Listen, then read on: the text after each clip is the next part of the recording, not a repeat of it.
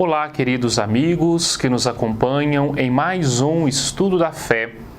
Nessa caminhada que nós fazemos de estudo sobre a linguagem, os gestos e as palavras da liturgia, nós estamos cada vez mais enriquecendo o nosso conhecimento com esse precioso tesouro que a Igreja nos dá, que é a sua liturgia, que é a sua celebração. No vídeo de hoje, nós vamos falar sobre uma matéria que é ao mesmo tempo um símbolo muito forte da nossa fé e que dá origem, se assim nós podemos dizer, a todo o mistério que perpassará todas as nossas celebrações, toda a nossa fé cristã. Falaremos sobre as abluções e, ao mesmo tempo, falaremos sobre a importância da água. Esta criatura tão rica de Deus, que concede vida, que concede fertilidade e, ao mesmo tempo, renova todas as coisas. O elemento da água é marcante em todas as culturas e tradições da humanidade. A água é o bem mais precioso que a natureza possui, porque todo ser vivo, a seu modo, depende em determinada quantidade da água para que possa ganhar vida, sobreviver, se reproduzir e garantir com que esta vida seja mantida em condições saudáveis e confortáveis. Diante então desta importância e ao mesmo tempo dessa fundamentalidade da água na vida do ser humano, a religião, de uma certa forma, utiliza deste importante veículo, deste importante instrumento, melhor dizendo, como veículo para que a sua relação com o sagrado aconteça e se estabeleça de uma forma íntegra, de uma forma total. Se nós olharmos em todas as culturas que são anteriores ao cristianismo, nós vamos perceber que a água é fundamental, sobretudo nos momentos rituais em que os sacerdotes e religiosos de cada cultura, de cada religião pagã, ao tomar o lugar do sacrifício, o momento de realizarem ali o seu culto, de uma certa forma fará uso da água, seja num sentido de purificação, ou seja também num sentido de higienização diante daquilo que está sendo feito como sacrifício. O povo de Israel, da mesma forma como estes outros povos, fez uso da água de várias formas para mostrar que ela, por ser também esta criatura preciosa de Deus, dentre toda a criação, eles fizeram uso dela mostrando que também na religião ela é um elemento simbólico muito forte.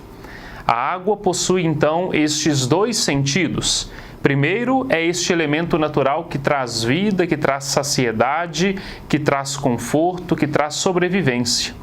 E por outro lado, a água também é este elemento que purifica, que renova, que limpa, que prepara de uma certa forma algo ou alguém para uma ocasião importante. Então, estes dois sentidos que estão diretamente relacionados ao elemento da água marcam profundamente a experiência religiosa da humanidade para os judeus, e aí nós entramos agora com o cristianismo, com os cristãos. Se nós olharmos nas páginas do Evangelho, nós vamos perceber que em vários momentos Jesus faz uso da água como este elemento importante para a religiosidade e ao mesmo tempo para esse gesto de ligar o homem a Deus. Nós podemos olhar em João 2, onde Jesus transforma a água em vinho nas bodas de Caná. Mais adiante, em João 4, nós temos o encontro de Jesus com a samaritana no poço de Jacó, o momento no qual Jesus oferece-se como a água viva e verdadeira, da qual quem beber jamais terá sede. Nós vamos percebendo ainda no Evangelho, no momento em que Jesus fará uso da água para lavar os pés dos discípulos. Nós vamos também perceber o momento exato em que na cruz, ao ser traspassado pela lança do centurião, Jesus, em seu lado direito, jorrará sangue e água. Por fim, é São Paulo nas suas cartas, sobretudo na carta aos Romanos, no capítulo 6, que vai evidenciar então este sentido, esta ligação da água com o batismo. Os primeiros cristãos, ao utilizarem da água, vão fazer com que neste momento, ao utilizar a água como matéria para o batismo, todos os primeiros cristãos pudessem ser mergulhados, introduzidos neste mistério de salvação que é a fé em Jesus Cristo por meio do batismo. Por isso que no sacramento do batismo nós temos então a fundamentalidade da água como esta matéria essencial para que o sacramento aconteça. Por isso então, a partir daí, neste relacionamento com a água, esta criatura que ao tocar as coisas purifica, lava, renova, dá vida nova, nós vamos entender então os momentos e os sentidos que o seu uso tem na nossa liturgia. E aí nós podemos então destacar 4 momentos essenciais, fundamentais, que a matéria da água é utilizada nas nossas liturgias, evidenciando também um pouco este sentido de vida e de morte. O interessante é que nesta tônica do batismo, a água sempre então vai assumir essa dicotomia. Ao mesmo tempo, ela é sinal de vida e sinal de morte. Sinal de vida e de morte porque olhada naquela ótica da travessia dos hebreus no Mar Vermelho, fugindo do Egito, fugindo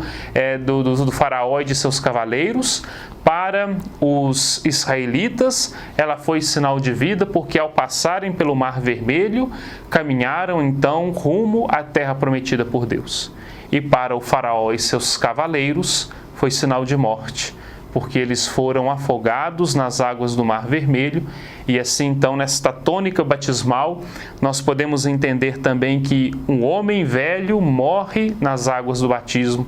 da mesma forma em que um homem novo nasce, na medida em que a graça de Deus pelo batismo acontece naquele momento nas águas batismais. Primeiro momento, então, que a água é utilizada por excelência na nossa liturgia é este momento do batismo.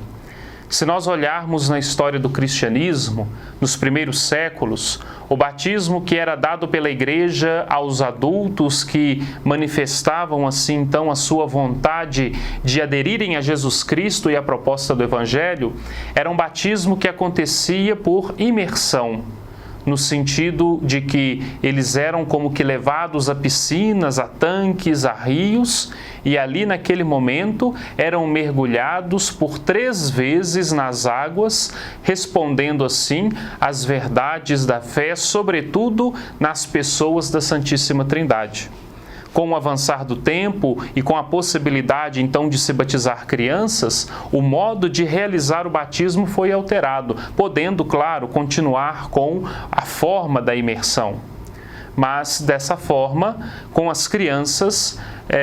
a Igreja adotou, então, uma nova forma de batizar, derramando água por 3 vezes sobre a cabeça da criança, pronunciando a afirmação do batismo, a fórmula do batismo, lembrando sempre da comunhão com as 3 pessoas da Santíssima Trindade.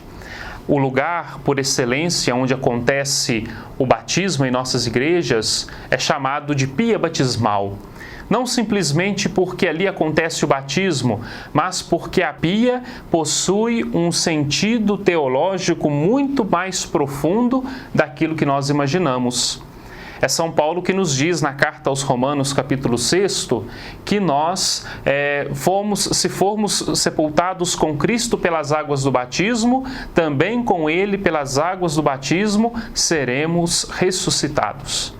A pia, então, possui este sentido. A pia nos recorda o formato de um ventre, o ventre materno da Igreja, que gera para a mesma novos filhos e filhas batizados, consagrados pelas águas de Cristo, que foram santificadas pelo Espírito Santo.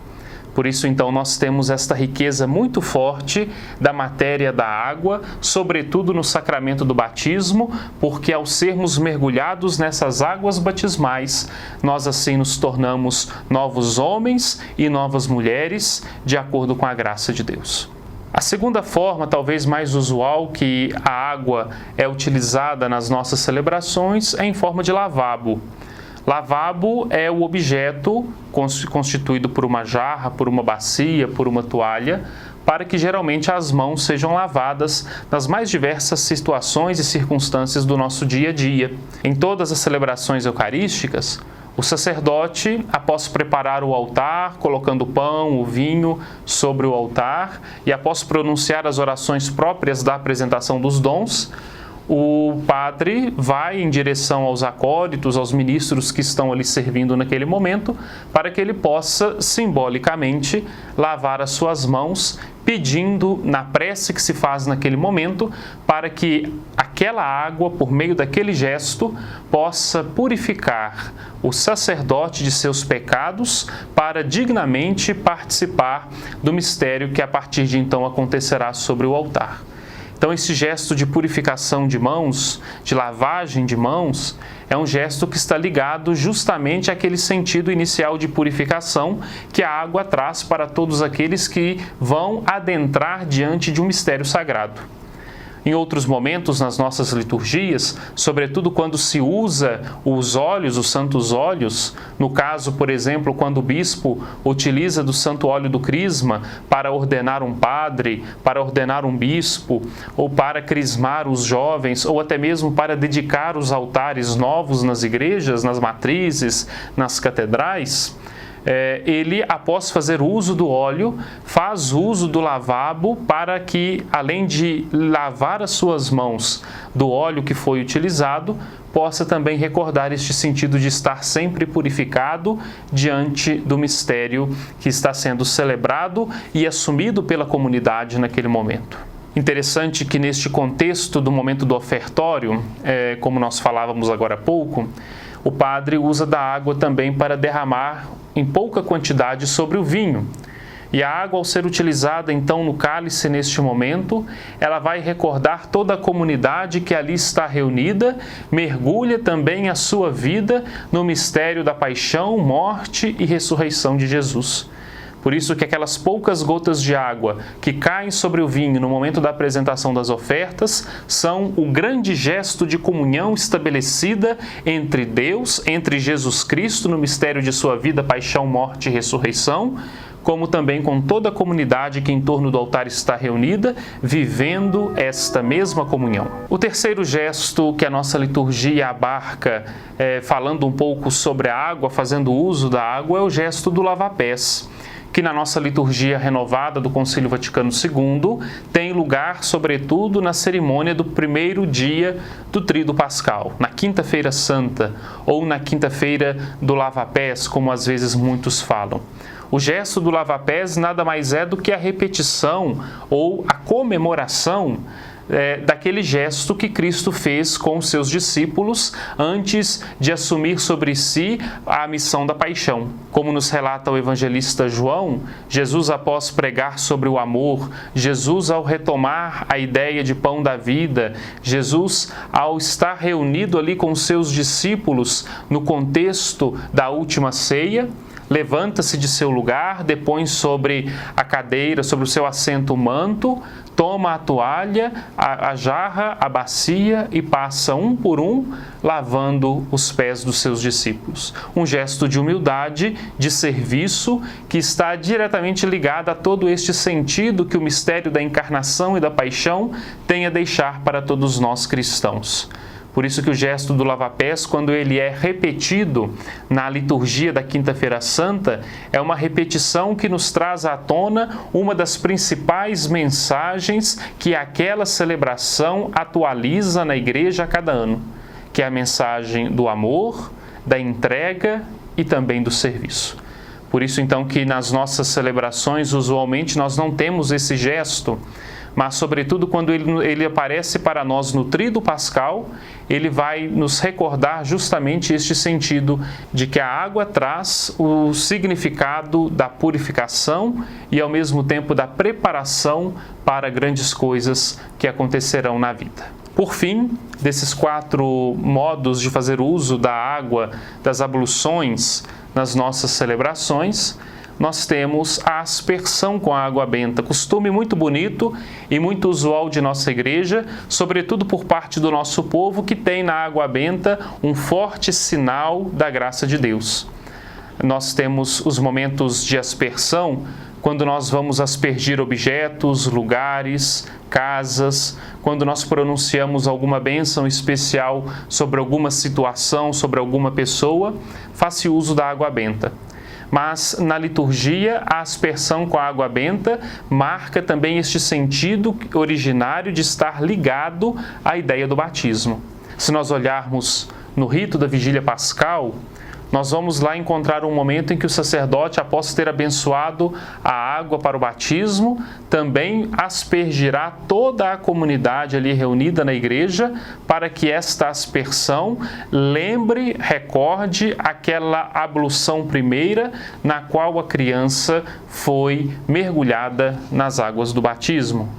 Por isso, então, toda a comunidade naquele momento renova as suas promessas batismais e, ao mesmo tempo, recorda a graça do batismo pela aspersão com a água benta. O Missal Romano, no seu apêndice, apresenta para nós o rito de aspersão com a água benta no lugar do ato penitencial nas celebrações dominicais, mostrando que é possível também a cada domingo,